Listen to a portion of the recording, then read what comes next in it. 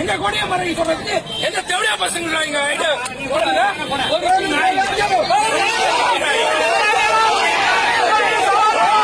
கண்ட பார்ல இருக்குது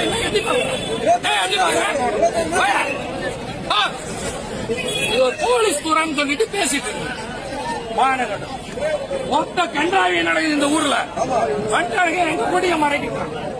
அடுத்த கலெக்டர், எஸ்பி, மயிறு, மட்டை எவ்வளவு வரானோ வரத்துக்கு கொடுத்து போயிருந்தேன். அதெல்லாம் இப்ப கேட்கல. உன்னை கேட்கறது நேரடி கேள்வி. பர்மிஷன் கொடுத்துருக்க எங்களை உள்ள பார்த்து சொல்லிட்டு அவங்கள ஏன் நீ கேட்கற? நீ ஒரு மயிரிடம் கிடையாது.